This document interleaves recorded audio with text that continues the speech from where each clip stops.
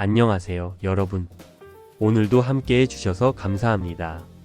지난 영상에서 리플이 XRP 블록체인을 완전히 새로운 금융 플랫폼으로 업그레이드하고 있다고 말씀드렸죠. 그런데 오늘은 그 블록체인이 어디까지 뻗어나가고 있는지를 보여드리려고 합니다. 일본에서는 은행이 XRP로 채권 이자를 지급하기 시작했고, 사우디아라비아와 두바이에서는 리플이 공식 거점을 열었습니다. 아프리카에서는 5억 달러 규모의 XRP 결제망이 깔리고 있고, 스눕독, FIFA와 파트너십을 맺은 메타버스 플랫폼에는 리플이 직접 투자했습니다. 오늘 이 모든 이야기를 차근차근 풀어드리겠습니다. 자, 시작하겠습니다. 첫 번째 소식입니다. 일본에서 정말 놀라운 일이 시작됐습니다. 일본 최대 인터넷 금융 그룹인 SBI 홀딩스가 100억엔, 하나로 약 900억 원 규모의 블록체인 채권을 발행했습니다. 그런데 이 채권의 이자를 XRP로 직접 지급한다는 겁니다. 채권이 뭔지 간단히 설명드릴게요. 채권은 기업이나 정부가 돈이 필요할 때 발행하는 일종의 차용증입니다. 투자자가 돈을 빌려주고 그 대가로 정해진 이자를 받는 겁니다. 은행 예금과 비슷한데 이자를 XRP로 받는다는 게 핵심입니다. 이게 왜 역사적인 일이냐면, 지금까지 전통 금융기관이 발행하는 공식 채권의 이자를 암호화폐로 지급한 사례가 없었기 때문입니다. XRP가 단순한 투기 자산이 아니라 공식 금융 상품의 이자 지급 수단이 된 겁니다. 비유로 들면 이렇습니다. 지금까지는 은행 적금 이자를 현금으로만 받았는데, 이제 삼성전자 주식으로 이자를 받는 옵션이 생긴 것과 같습니다. 공식 금융 시스템 안에서 XRP가 그 자리를 차지하기 시작한 겁니다. 여기서 끝이 아닙니다. SBI는 이와 동시에 4가지를 동시에 추진하고 있습니다. 자사 가상자산 거래소 SBI VC 트레이드를 통한 RLUSD 배포, 한국 블록체인 기업 DSRV와 함께하는 한일송금 경로 연구, 일본 도토리 은행의 XRPL 전송 계획 참여, 그리고 방금 말씀드린 XRP 이자 지급 채권까지 일본에서만 4개의 굵직한 프로젝트가 동시에 돌아가고 있는 겁니다. 두 번째 소식은 중동에서 왔습니다. 리플이 지난 4월 두바이 국제금융센터에 중동 아프리카 지역 본부를 공식 개설했습니다. 두바이 국제금융센터는 중동의 월스트리트라고 불리는 곳입니다. 전 세계 금융기관들이 중동 진출을 위해 반드시 거쳐야 하는 관문이죠. 리플이 이곳에 정식 사무소를 열었다는 건 중동 시장을 본격적으로 공략하겠다는 공식 선언입니다. 그리고 바로 그 중동에서 구체적인 파트너십이 시작됐습니다. 사우디아라비아 리야드 은행의 혁신 부문 JEL과 파트너십을 맺고, 규제 샌드박스 환경에서 국경 간 결제, 자산 토큰화, 수탁 시범 프로그램을 함께 진행하기로 했습니다. 규제 샌드박스가 무엇인지 설명해 드릴게요. 쉽게 말씀드리면, 새로운 금융 기술을 실제 시장에 적용하기 전에 안전하게 실험해 볼 수 있도록 규제를 잠시 완화해주는 테스트 공간입니다. 정부가 이 구역에서만 자유롭게 해봐라, 문제 생기면 우리가 함께 해결하겠다고 허용해주는 겁니다. 사우디 정부가 허가한 이 테스트 공간에 리플이 들어간 겁니다. 사우디는 오일머니로 유명하지만 지금 빠르게 디지털 금융 허브로 전환 중입니다. 그 흐름의 한가운데에 리플이 있습니다. 중동은 국제 송금 수수료가 전 세계에서 가장 높은 지역 중 하나입니다.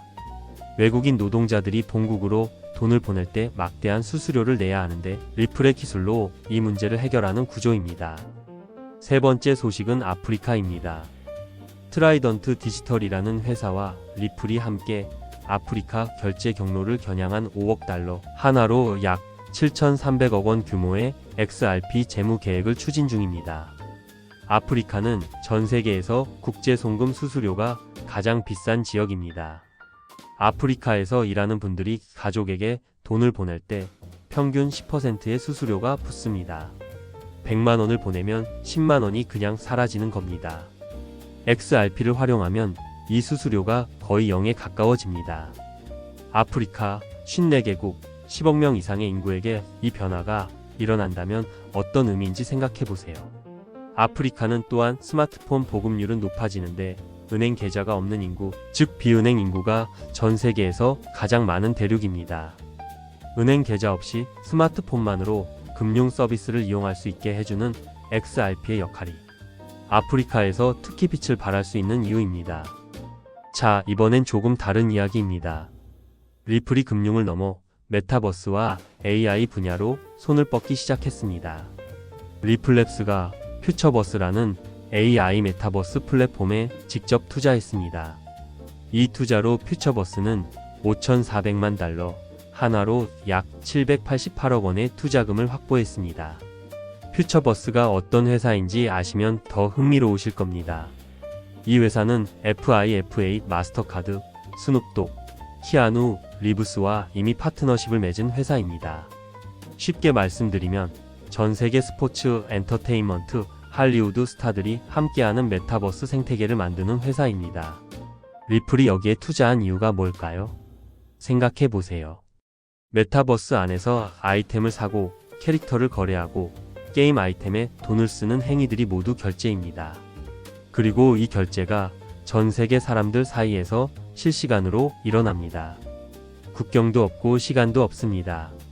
이런 메타버스 결제 시장에서 XRP의 빠르고 저렴한 결제 기술이 쓰인다면 어떻게 될까요? 게임 안에서 아이템을 살 때 XRP로 결제하고 메타버스 안에서 번 돈을 XRP로 받는 세상입니다. 리플의 이번 투자는 단순히 한 회사에 돈을 넣는 게 아닙니다. 미래 디지털 경제에서 XRP가 결제 수단으로 자리 잡기 위한 포석입니다. 마지막으로 RLUSD와 관련된 최신 소식을 말씀드릴게요. 리플의 디지털 달러 RLUSD가 이제 공식 은행권에서 완전히 인정받기 시작했습니다. 스위스의 아미나 은행이 RLUSD를 거래하고 수탁하는 최초의 공인은행이 됐습니다. 수탁이란 귀중한 자산을 안전하게 보관해주는 서비스입니다. 은행이 공식적으로 RLUSD를 자산으로 보관해준다는 뜻입니다.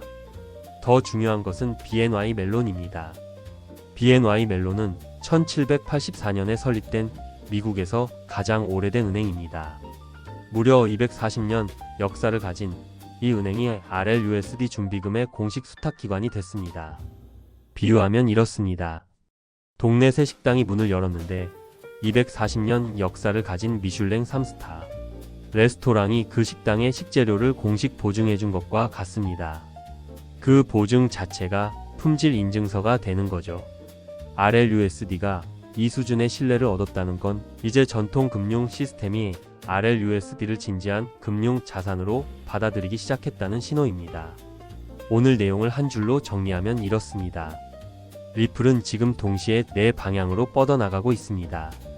일본에서는 채권 이자를 XRP로 지급하고 중동에서는 사우디와 두바이에 공식 거점을 마련하고 아프리카에서는 7,300억 원 규모의 결제망을 깔고 메타버스와 AI 플랫폼에는 직접 투자하고 있습니다. 이 네 방향은 모두 하나의 목적을 향하고 있습니다. XRP를 전 세계 어디서나 어떤 상황에서나 쓸 수 있는 범용 결제 인프라로 만드는 것입니다. 집에서 시작해서 동네로, 동네에서 도시로, 도시에서 전국으로 퍼지는 것처럼 리플은 지금 금융에서 메타버스까지, 은행에서 스눕독까지, 일본에서 아프리카까지 그 영역을 넓히고 있습니다. 항상 말씀드리는 것처럼 투자는 충분히 공부하신 뒤 여유 자금으로 신중하게 하시길 바랍니다. 오늘 핵심 한 줄입니다. XRP는 이제 은행, 메타버스, AI, 아프리카까지 동시에 사방으로 뻗어나가고 있습니다. 다음 영상에서는 리플의 온디맨드 유동성 ODL, 실제로 어떻게 작동하고 얼마나 쓰이고 있나 주제로 찾아오겠습니다. ODL이 XRP 수요와 직결되는 핵심 엔진인 이유를 쉽게 풀어드릴게요. 오늘 영상이 도움이 되셨다면 구독과 좋아요 꼭 눌러주시고 오늘 영상은 여기서 마무리하도록 하겠습니다.